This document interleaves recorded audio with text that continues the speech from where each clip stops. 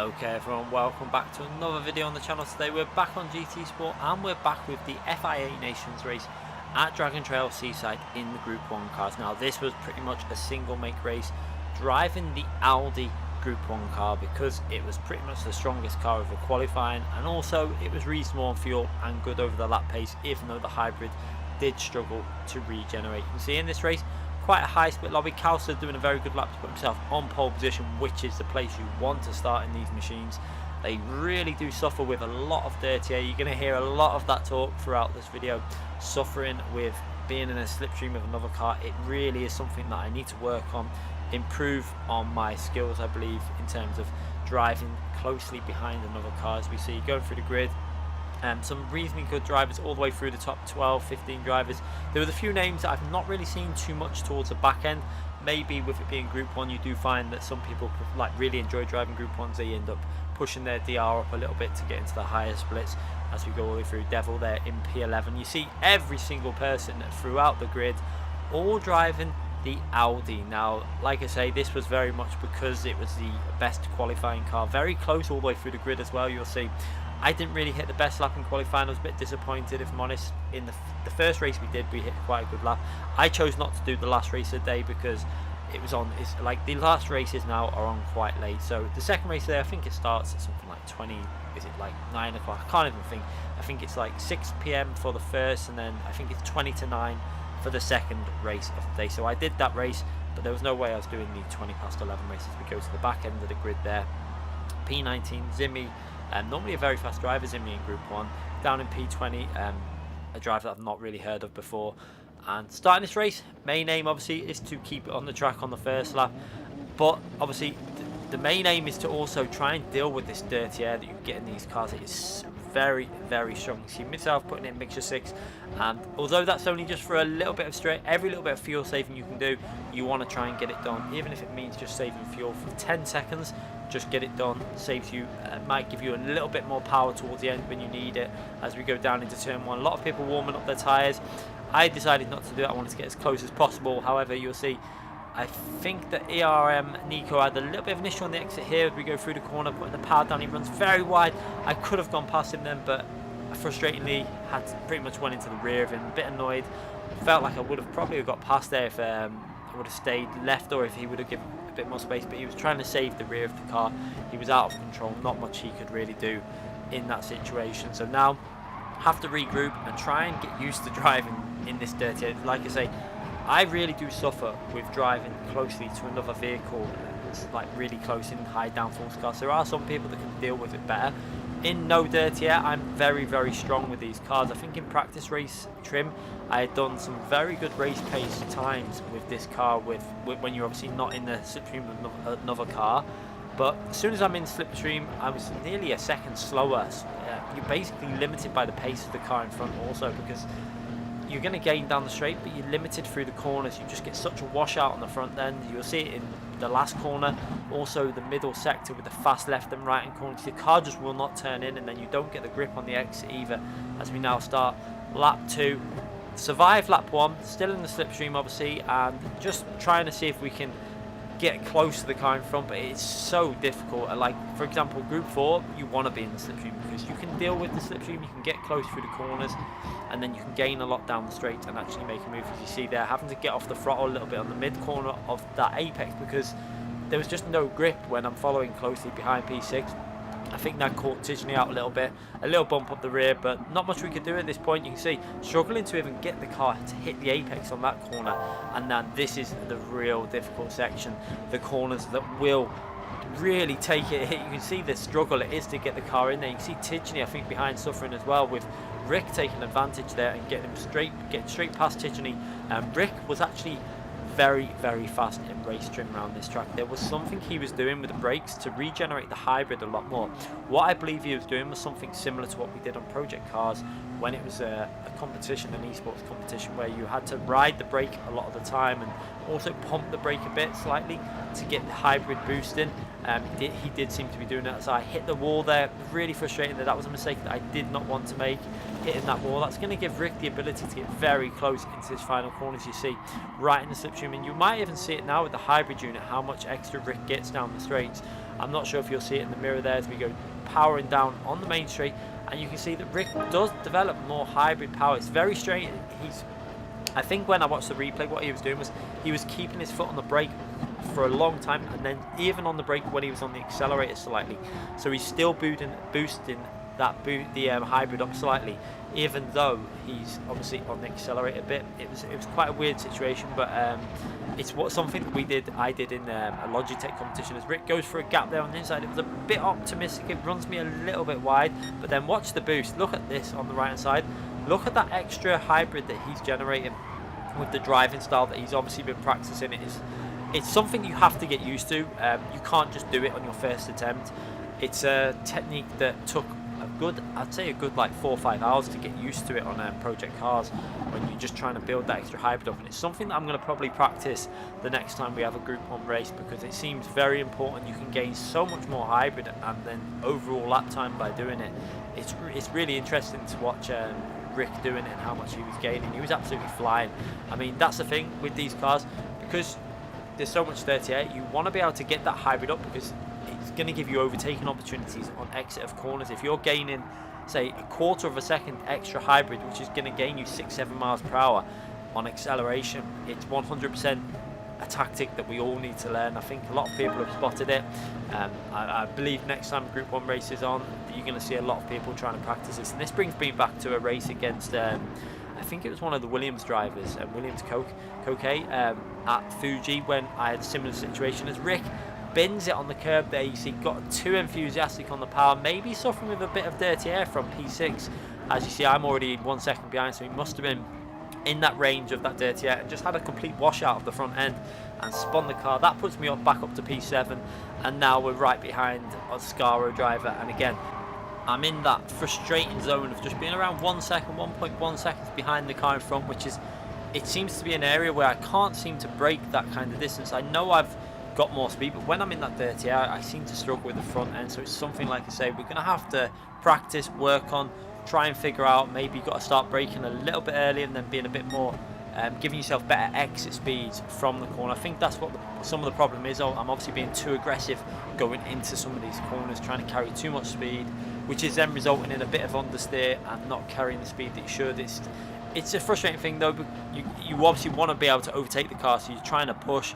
But when you push, you end up just going slower because you're not getting the right lines through the corners as we go down the main straight. You can see we're still around that 7 tenths, 8 tenths. It's just going to stay. It seems to be something I can't really get much closer than 7 tenths. No matter how well I drive, it just seems to be a struggle for me. So like I say, I'm going to work on that for future races in Group 1. Also, I think that qualifying is so important in these rounds in Group 1 that you've got to ensure that you hit a really good lap in qualifying. And again, through turn 1, braking too late, giving myself understeer, which is then putting Tishney right up behind. But again, it seems to be an area where other people are able to drive better in the slipstream. I'm pretty sure that if I was in 100% clean air, I would have been able to put some very competitive lap times up in this race, because my race pace in clean air was very, very strong.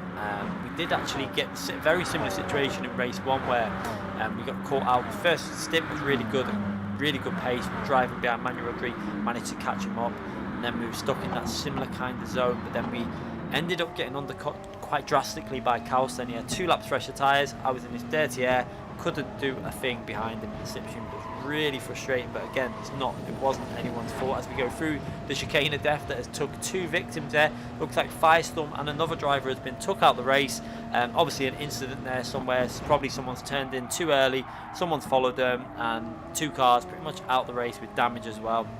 So up to P5, that's a little bit of optimism in this race.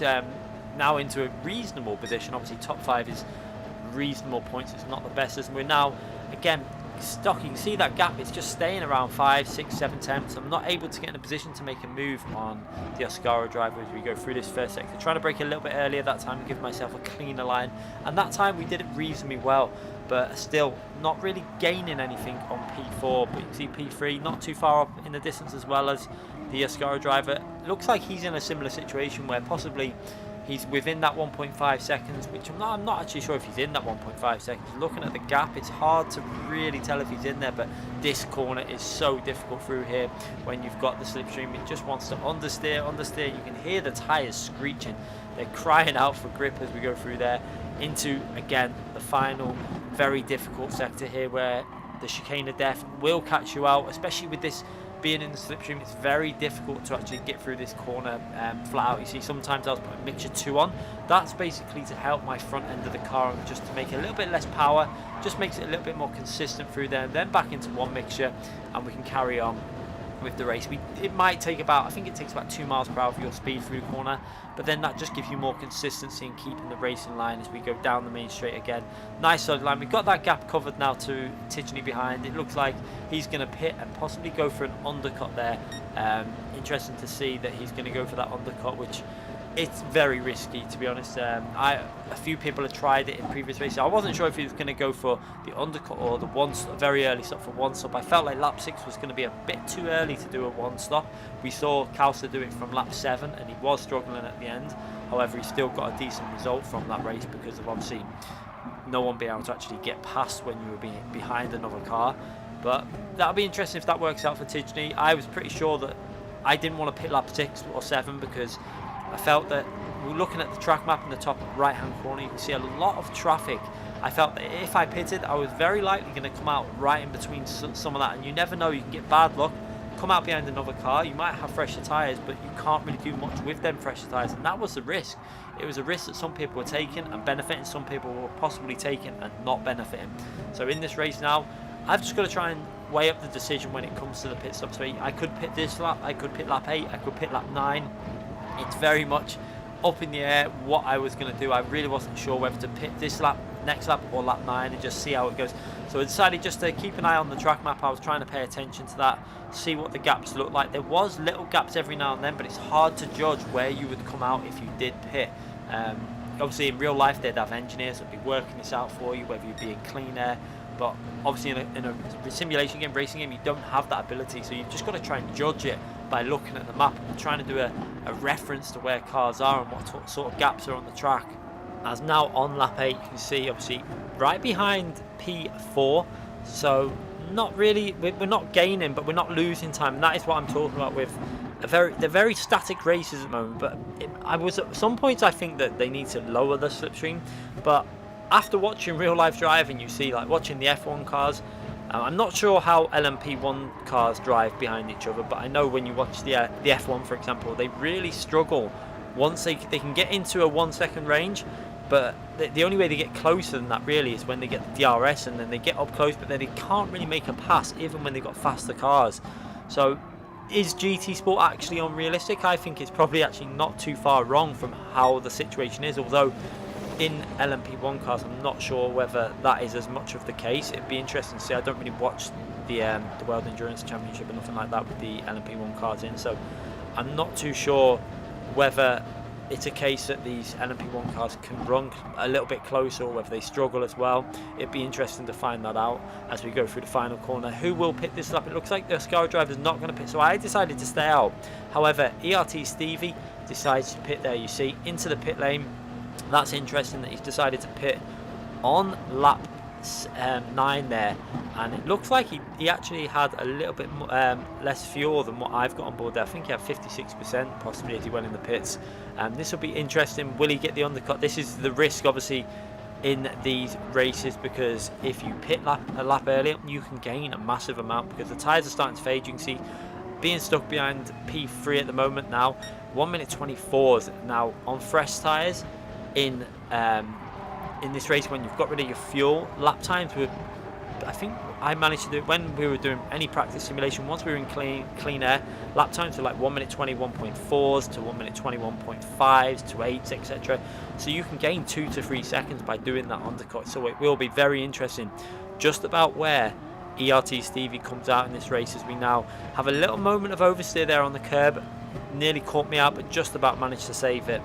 But this is the lap that everyone pretty much on the one-stop strategy is going to be pitting. Not many people will extend to lap 10 because you don't want to get overtaken by the undercut. It was quite a strong round here, so you'll see that the majority of people are going to pit this lap as P3 runs very wide into that final corner. Obviously, again, suffering with that front tyres going off as we're all pitting now. Everyone on about 54 to 53% fuel. That is the range. No need to refuel in this race. It's just a case of straight swap tyres and then just do a bit of short shifting in the acceleration zones. That's what everyone does as we go down out of the pits. Will ERT Stevie get the jump on us? You see, he has actually managed to get the jump. That was a little bit frustrating because it made me think if I would have done the jump, I would have been ahead of the Oscara driver, because you look at how close he is to him. I think 100% if I would have went in the pits just about a second behind the Oscara driver, I would have came out quite a bit ahead. So that was quite annoying at this stage, and I knew that it was a possibility obviously, but I didn't want to risk it. But maybe we should start taking a few more risks in these races, because especially in Group 1 where being in that dirty air is so detrimental to your race pace as we go through this really fast flowing chicane. And at this point now I decided, right, we've been overtaken. I had experienced like trying to push and overtake a car when we had like a car that was on older tyres in front of me with Calster. I decided there's not really much point in overdriving the car, so what I wanted to do was try and keep the gap around 1.2 seconds around that area, 1.1, 1.2, 1.3, 1.4, as long as we're within range basically. I didn't want to chew up my tyres at this stage. I wanted to try and keep the tyres alive for the last few laps, because if ERT Stevie's pitted that lap earlier and he's being very aggressive behind the Oscara driver, his tyres are going to be shredded. It will totally destroy your tyres doing that strategy. I had worked that out obviously from when we were in the first race. It's something that you've got to be very careful of. So you see me short shifting very much so down the straight, saving a bit of fuel for this stage so I can push a little bit harder if I need to go for a move later on in the race. Going into turn 1, you see there managing to deal with, now we're braking a little bit earlier. What you'll notice is I'm driving it smoother, I'm not overdriving the car, and it actually looks like I'm doing much better lines now. So this is what I should have been doing on the opening 2 or 3 laps when we were in that slipstream. So driving better, considering we're in that dirty air. I'm driving a lot better now, keeping it nice and smooth into these really fast corners. You can see that P5 is under a lot of pressure at the moment, and you can see Steve, obviously P6 wants to try and get past him, but the risk of doing what he is doing, it's going to take out your tyres. The front tyres just can't deal with that, especially if you're doing that long stint on the second stint. You have to be looking after your tyres. So very risky play here from P6 as we go through to the chicane of death again, a corner that obviously does take many victims, and he's going to be flat out. Obviously being very close like he is to P5 is very risky through there as we go through the chicane. Everyone gets through there nice and cleanly on lap 11, no issues there. But again, you can see just maintaining that gap to the car in front. I'm not overdriving the car, I'm keeping it nice and smooth, braking nice and early, trying to make sure that I'm not putting too much load on them front tyres, keeping them in that range of where they're not going to be dead within a few laps. We've got Velostorm gaining massively behind me as well at this stage. You can see in P8 has obviously pitted earlier and tried to get some undercuts, because he obviously knows what, he made that mistake early on in the race. Probably just trying to recover some sort of race so he doesn't lose too much driver rating. As you see that gap come down from 3 seconds, and it's now at nearly 1.6, 1.5 seconds. That shows you he's got a lot of speed, but again, I'm not really pushing at this point because there's not much point. We've got 2 cars battling in front. I'm not going to be able to get anywhere near them because of the dirty air. I struggle with it. So keeping this gap around 1.1 seconds, and I was fairly confident that when Storm does get in this dirty air of mine, he's then going to be suffering as well.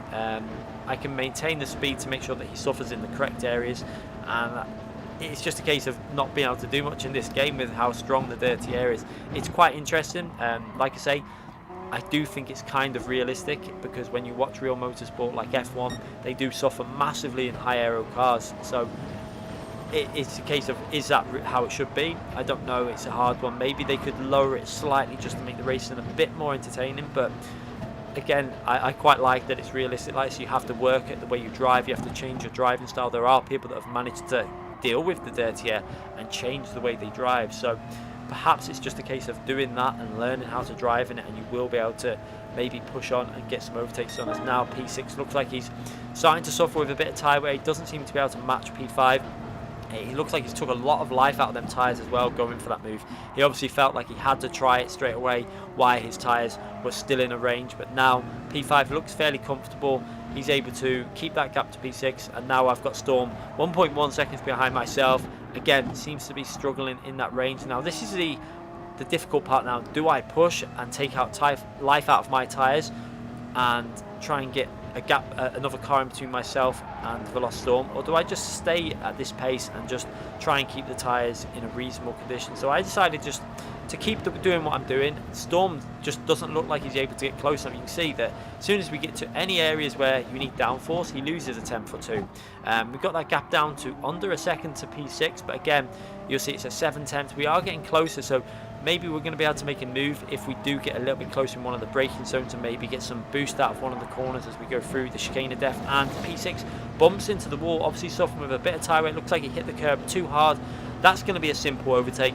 Back up into P6 now in this race, and that is what I actually needed that quite badly, because that is going to put another car between myself and Veloz Storm. Veloz Storm now is going to have a quite hard time passing that car that's suffering with tyres. It's going to really slow him down. But again, you can see I'm straight back into the slipstream of P3. Now we've got the dirty air of P3 to deal with, and it's going to be very difficult to really do much. So again, just trying to keep it nice and smooth. We're in P4. People have pitted. They've gone for their second stop. A lot of drivers were going for the two-stop strategy, which could work, and also it could be a fail because you end up getting stuck behind other cars and you pretty much wreck your race as we go up the hill down into this very tricky section. And this is where you've got to be very careful. You see, trying to not take too much speed in, and again this time doing this much better than what I have been doing on the first. You can see that even though we're in that dirty air, the lap times have been fairly solid, mid and low 22s. They're not brilliant, but if you're in clean air, I think they would have been 21.5, 6s, 7s, etc. But when you're behind another car, it's very hard to do that kind of pace. As you see, ERT Stevie still ahead of Veloz Storm, so that really shows you. I think their tyres are fairly similar. I think that Storm might have pitted a lap earlier as well, but you've got the case of Veloz Storm very, very fast in these cars at this track, but suffering because of just being stuck behind another car as we go through the final corner. Again, you're going to see the gap fluctuate between myself and P3. It's just going to stay around that 1.1 to 1.3 second gap. It's just a distance that I feel like I'm comfortable in. That's when I still feel like I can drive these Group 1 cars, but as soon as I get to about 7-6 tenths of a second, I find it very hard. The front just washes off. Maybe I overdrive the cars too much, and like I say, we're going to have to practice that on. We'll do some maybe streams next time this are on, and we'll try and practice with that dirty air and start dealing with it a bit more and getting more used to it and learning some tactics to, you know, braking a fraction earlier, trying to get the car into the apex more so that we can then get on the power that little bit earlier. But it is definitely a skill that we're going to have to practice. It's my weakness on this game. It's been a weakness on this game for a long time. It's not too bad in Group 3 and Group 4 cars. I can deal with it. But high downforce cars, which are a strength for me in general, I find it very difficult to follow another car as we go up the hill. And you can see, again, we're going to skip through now to lap 18 because the gap just staying around 1 second. You see, again, we've gone 3 laps further up and the gap is static. It's at 1.1, 1.3. It's not moving much. We've managed to build up a gap to Stevie there, who's obviously suffering with a bit of tyre wear. He pitted that lap earlier and not really making much gains now. But the good thing is he's managing to keep drivers behind him. You've got Devil, Storm and Tidgney. Storm and Tidgney on the fresh tyres, they're obviously doing the two-stop strategy, and Storm just struggling to even make any ground up really. His tyres are starting to fade probably as well, being in that dirty air, so not being able to make a pass obviously and trying to get past a car in these conditions is extremely hard when you're on old tyres as we go through to the final corner to start the final lap in P4 position. It's a shame that I was actually quite disappointed with being in P4, but it's a good result in a way. But this is one of my strongest types of car. High downforce is where I normally get big points. I can drive them very well, but in this situation when you're stuck behind cars, it is really hard to push to the ability that you know you're capable of. We go through this very tricky first corner. This is which, again, catching some people out running wide there, and getting that rear tyre onto the curb, spinning them out. But at the moment, quite happy. We're in P4 going through this corner. I had a little moment there on the entry into the corner which has thrown me a little bit wide, and then that nearly makes us lose the car. Massive scary moment, just about held the rear, nearly lost control of the car. However, we've got Devil now in the slipstream with he's done 2 stops, so he's got really fresh tyres. He's got 3 or 4 lap newer tyres than what I've got on, and I've lost a lot of momentum now. You can see losing pace all the way down the straight. Is he going to be able to go for a move in the final corner? This was quite nervous. Obviously, we've just nearly binned it, managed to save it, and now we've got to take the chicane of death. I'm going to have to just try and be a little bit gentle through it. I didn't want to risk anything. You can see I actually lift off quite a big amount of lift there. You see nearly off the throttle completely, just to make sure I take it at a reasonable speed. But that does give Devil a massive run down the straight. Is he going to be able to make a move into the final corner? It doesn't look like he's close enough. So now I brake, hold the apex, make sure that he can't get on the power, because if he does, he'll just hit the rear of my car. And then on the power as early as I can down the straight line, and he's not going to have the speed to get me before the finishing line. So take P4 just about ahead of Devil, but that was only come at risk because of the mistake I made, and without that mistake it would have been a comfortable P4. So reasonable finishing position, some decent points, but again I felt disappointed because obviously I knew that the pace I had was, we had done practice races of about 20, I think we finished on 24 seconds, 25 seconds, and that wasn't even a perfect run. So the pace was there to pick up big points, but unfortunately the qualifying let me down. So again, sometimes you just need to really hook that lap up in qualifying. You only have 3 attempts. Well, for this race I had 2 attempts because I didn't do another race. Picking up 2.4 points, 2.4k points, reasonable points. We'll move on and we'll go to the next round, which I think is in Group B rally cars in the wet conditions at the Red Bull Ring. That is going to be very interesting and probably not one of my strengths, but I reckon it'll be it'll be a really fun race. So I'm going to stream that anyway. We'll probably do 2 of the races, probably won't do the 3rd race. I think that starts next week on next Wednesday. There's a bit of a gap for FIA, like I say. So we'll be back with the FIA stream on next Wednesday, driving the Group B rally cars, and I think it's also the Group 3s at a very short, probably the shortest track we've ever done in FIA for Group 3 cars. That'll be very interesting as well. Thanks again for watching, everyone. We'll be back soon, and I'll see you all for another video very soon.